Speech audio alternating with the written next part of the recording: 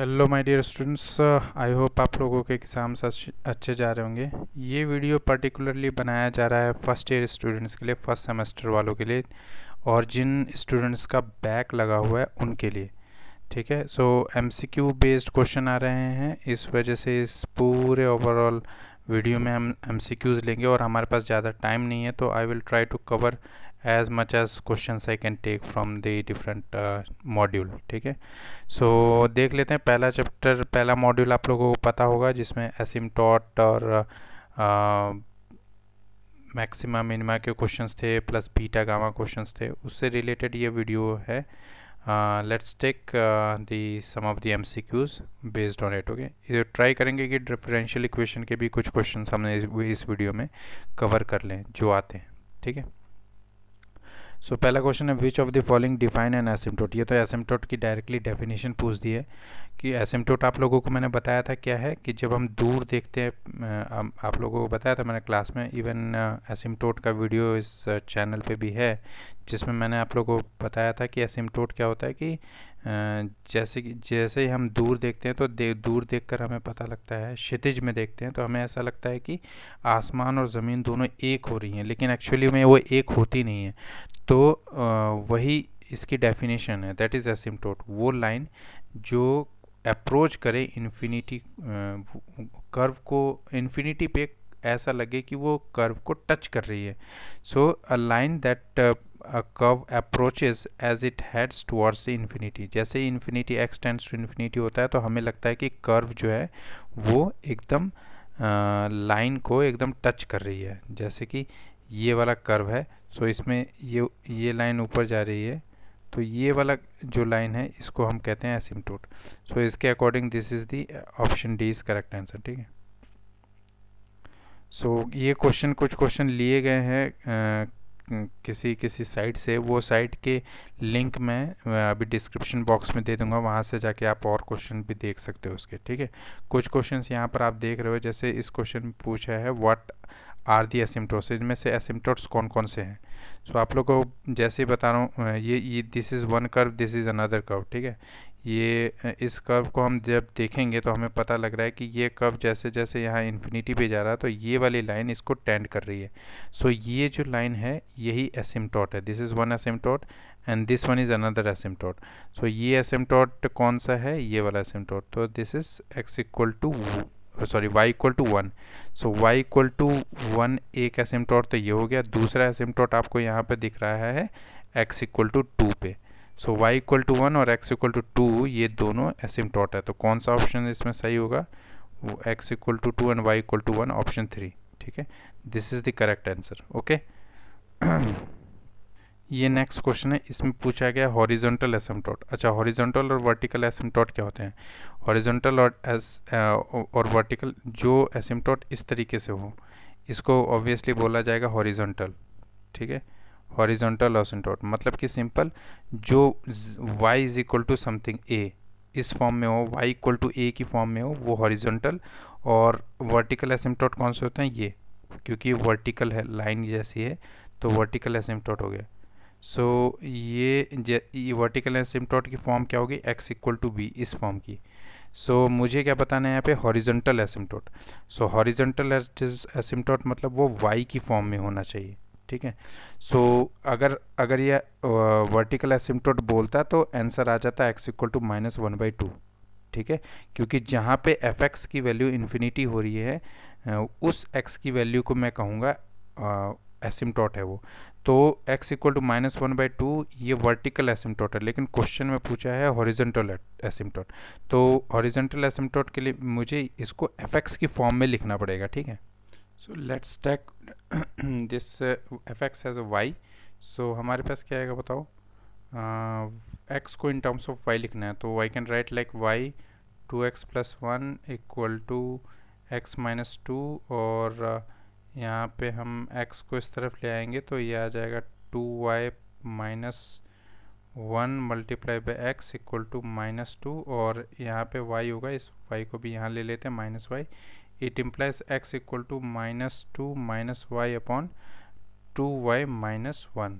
ठीक है, so when this 2y - 1 equal to 0, तो हमारे पास हॉरिजॉन्टल एसिम्पटोट आ जाएगा।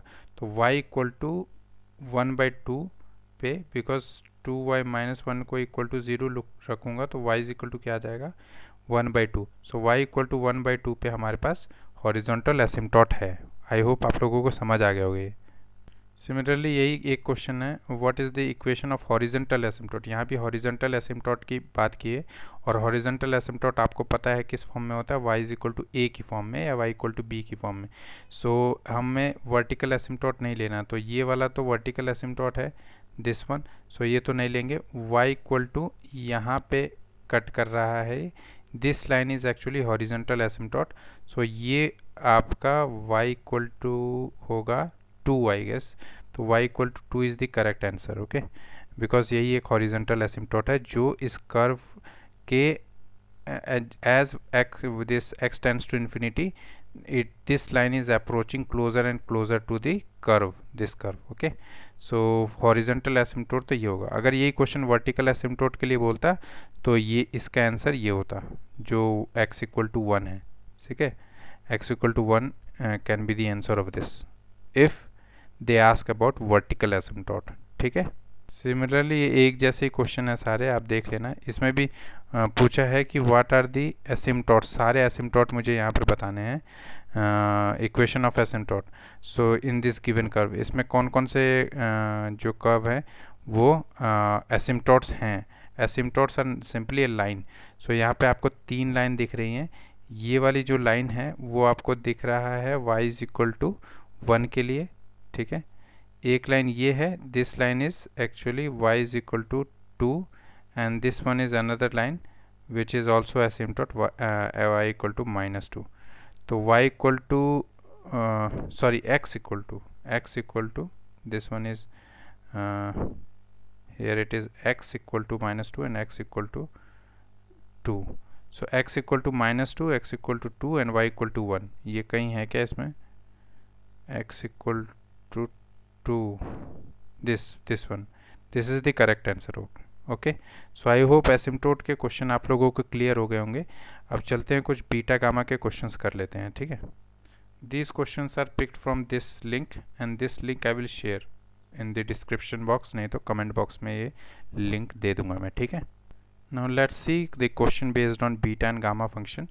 बीटा एंड गामा फंक्शन के क्वेश्चंस बहुत इंपॉर्टेंट हैं, वो आने के बहुत ज़्यादा चांसेस भी रहते हैं। So first question is obviously the definition of gamma function. कौन सा इंटीग्रल इनमें से गामा फंक्शन को डिफाइन करता है? तो ये आपने पढ़ा होगा, gamma m is equal to 0 to infinity e race to the power minus t raised to the power m-1, यहाँ पे आ जाएगा dt। ये आपका क्या होता है, गामा फंक्शन की डेफिनेशन के अकॉर्डिंग इंटीग्रल में इसका इक्वेशन। सो ये मैच कर रहा है ऑप्शन डी के साथ, तो ऑप्शन डी यहाँ पे सही हो जाएगा, okay. So let's take next question. This question is if a is greater than 0 and is greater than 0 then the value of this integral is equal to what? a b c d option is given. सो यहाँ पर आपको पता है कि this is look like gamma function. So gamma function के according it is e race to the power 0 to infinity race to minus t race to the power n-1 और m-1 होता है dt। यहाँ पे t की place पे क्या है आपके पास? ax है, ठीक है। So let's take this substitution first, कि हम t को ax को क्या ले लेते हैं, t। जब ax को t ले लेंगे then x will be t by a and dx will be dt by a। तो इनको यहाँ पे सब्स्टिट्यूट कर देंगे, ये जो सब्स्टिट्यूशन है, तो हमारे पास आ जाएगा 0 to infinity e race to minus t by a raise to the power n-1 t by a. So ये आ गया आपके पास 0 to infinity e race to minus t race to the power n-1 dot 1 by a raise to the power n dt, ठीक है। So 1 by a raise to n जो है वो आप बाहर ले सकते हो इंटीग्रल के, because it is depending upon T, तो इसका कोई लेना देना नहीं है। ई रेस्ट पर टी रेस्ट पर n-1 dt। सो ये क्वांटिटी आपके पास बन गई 1 by a raised to the power n gamma n। So 1 by a raised पर n गामा n यहाँ पर है क्या कहीं? ऑप्शन बी देखिए ज़रा, ऑप्शन बी लिखा है a raise to the power minus n which is nothing but 1 by a raise to the power n. So option a is correct here. Okay, sorry, option b. Okay, this is the next question. Value of integral, this integral value, इसकी value क्या होगी बताओ ज़रा. e raised to compare with it gamma function. So e raised to minus t is equal to x and t raised to the power n minus 1. So यहाँ पर n minus 1 की value क्या है यहाँ पे minus half. Okay, so n is equal to क्या आ गया यहाँ पे half. Okay, so this is gamma n, so this is n, so gamma n is nothing but square root pi, isn't it? So square root pi, is it there? Yeah, root pi. Okay, so that is option C is correct here. Okay, and this is the next question, and this question is actually very important. Why? Because it is a relation between beta and gamma function. Okay, this is nothing but relation between beta and gamma function. और ये आप लोगों को पता होगा ये क्या है. So this is the relation is nothing but beta mn is equal to beta m gamma n upon gamma m plus n. Option b इसमें करेक्ट होगा. ठीक है, so I hope you all know this relation because it's a very important relation. This is very important. As per the definition of beta mn, what is beta mn? You know, all know beta mn is nothing but 0 to 1 integral x raised to the power m minus 1 1 minus x raised to the power n minus 1 dx. Okay, so this is beta, and gamma already we have seen, and this question is based on the definition of beta function. So beta mn is nothing but 0 to 1. You can write like this: x raised to the power m minus 1, so you can write 3 minus 1, and 1 minus x raised to the power n minus 1, so you can write 2 minus 1. So it is nothing but beta 3 2, isn't it? I hope you all understand this. Oh sorry, I have done mistake. यहाँ पर जो है 3 minus 2, 3 minus 1 is 2, not 4. So it should be 5 minus 1, I think, है ना. 5 minus 1 and this should be 4 minus 1. तभी तो ये 3 बनेगा ना. यहाँ थोड़ी सी मिस्टेक हो गई. It should not be 3 minus 1, it should be 5 minus 1 equal to 4. तो आपके पास this will be 5 4. okay, not 3 to 5 4. Actually इसको आप ऐसे कर सकते हो, you can compare with m minus 1 ऐसे करके. आई हैव डन डायरेक्टली, सो थोड़ा सा मिस्टेक हो गया. m minus 1 equal to 4 and n minus 1 equal to 3 है यहाँ पे. सो m की वैल्यू क्या आ रही है यहाँ पे 5 एंड n की वैल्यू 4. ठीक है, so it is equal to beta M N. So beta M N means 5 4 के रिलेशन के according gamma 5 gamma 4 upon gamma 5 plus 4 means 9. ठीक है, सो इसका चेक कर लो कितना हो गया. Gamma 4 you can, gamma 5 means factorial 4 and gamma 4 means factorial 3 upon gamma 9, gamma 9 means factorial 8. सो इसका कैलकुलेट कर लो ज़रा, देखो क्या आ रहा है. so, हम इसको कैसे लिख सकते हैं. 4 cross 3 cross 2 multiply by factorial 3 का 3 क्रॉस 2 अपॉन 8 फैक्टोरियल को 8 क्रॉस 7 क्रॉस 6 क्रॉस 5 क्रॉस 4 लिख सकते हैं. 4 तो इससे कैंसिल हो जाएगा, इसको हटा लेते हैं फिर. सो 4 फैक्टोरियल कैंसिल हो गया ऊपर से. ठीक है, सो यहाँ पे आपके 3 2 ज़ा 6. ओके, सो ये आ गया 1 अपॉन 8 क्रॉस 7 क्रॉस 5. ओके, 8 5 ज़ा 40, 4 8 4 7 4 ज़ा 28. So means 280. सो 1 अपॉन 280. ये आंसर, या option a is correct here. ठीक है, okay. This is the next and I think last question of beta gamma function, and this expression is actually equal to beta mn. ये expression beta mn का ही one of the form है. ठीक है, और beta mn किसके equal होता है by the relation of beta and gamma. It is equal to beta m gamma n upon gamma m plus n. सो वो कहाँ पर है, that is option D. So option D is correct here. Okay, so I hope आप लोगों को first module जो है आपका वो ऑलमोस्ट कंप्लीट हो गया है. कुछ क्वेश्चंस हम डिफरेंशियल इक्वेशन से देख लेते हैं, जितना हमसे पॉसिबल हो सकेगा हम करेंगे.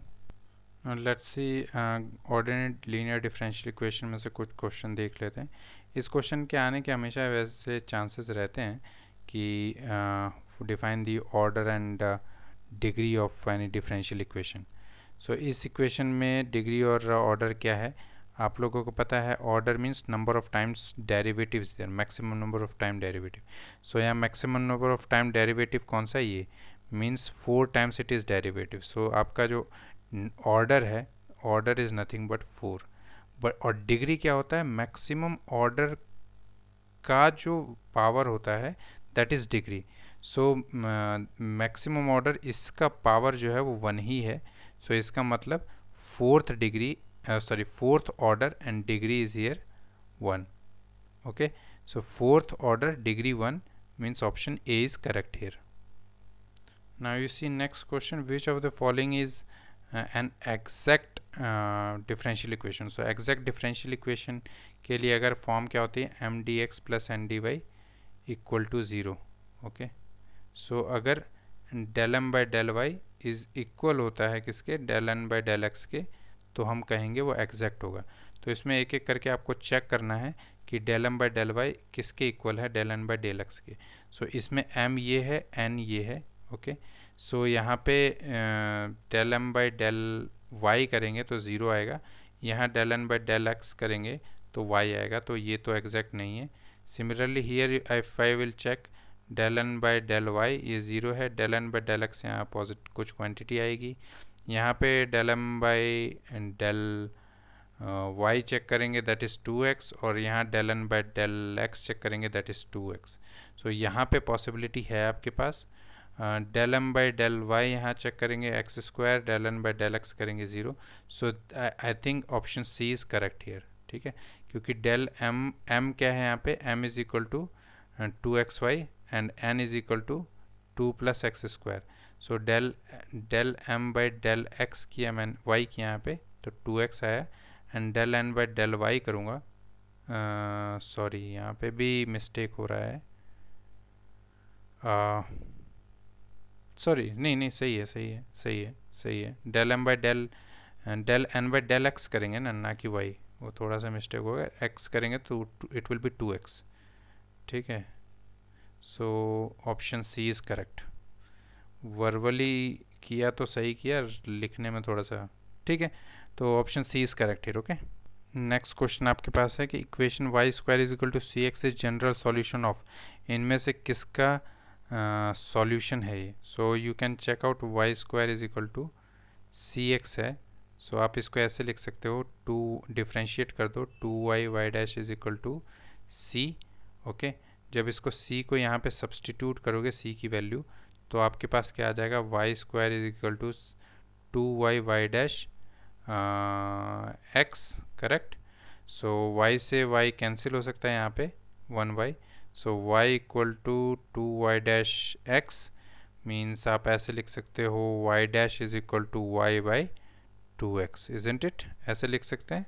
तो ज़रा चेक कर लो y dash is equal to y by 2x कहाँ है. दी I think option C is correct here.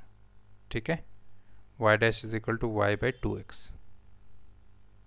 अब ज़रा इस क्वेश्चन को देखो, find the equation of the curve at every point of which the tangent line has slope 2x. Slope 2x है. Slope क्या होता है बताओ, dy बाई डी एक्स को आप स्लोप कहते हो, इजंट इट. ये इक्वल टू क्या है, 2x. सो बोला है y की वैल्यू क्या होगी, मीन्स कर्व पूछा है, इक्वेशन ऑफ कर्व. सो इसको जस्ट इंटीग्रेट कर देते हैं. You can consider like you can variable separate, बल फार्मूला लगा के यहाँ पे अप्लाई कर सकते हैं. So d y by d x, d y is equal to 2x dx को इंटीग्रेट कर लेंगे. You will have y is equal to 2x square by 2 plus c. So you can write y is equal to x square plus c. Isn't it, यही आएगा. सो y is equal to x square plus c. So this is option c. Option c is correct. Okay, ये जो differential equation वाले portion से आपके module 1 और module 2 और मॉड्यूल 3 में है। मैंने कोशिश की, because now 20 minutes is over, 20 minute का ही वीडियो मैं यूजुअली बनाता हूँ, इससे ज़्यादा नहीं। मैंने कोशिश किया कि और ज़्यादातर क्वेश्चन आपके इसमें कवर हो सके, जितना मेरे से हो पाया मैंने किया। And then all the best for your exam. ठीक है, ये उन बच्चों के लिए है जो जिनका बैक का पेपर है, एंड जो फर्स्ट सेमेस्टर का एग्ज़ाम देने जा रहे हैं एमसीक्यू का। And that is first, because आपको पता है कि इससे पहले जो एग्ज़ाम होता था वो सब्जेक्टिव होता था, नाउ ऑब्जेक्टिव क्वेश्चन हो रहे हैं, तो लिस्ट ऑफ क्वेश्चंस भी कम है। कोई अटेंटी नहीं है कि किस तरह के क्वेश्चन आएंगे। आई होप आप लोगों के लिए ये वीडियो यूज़फुल रहेगा। Thank you so much for watching this video. See you in the next video. Thank you so much.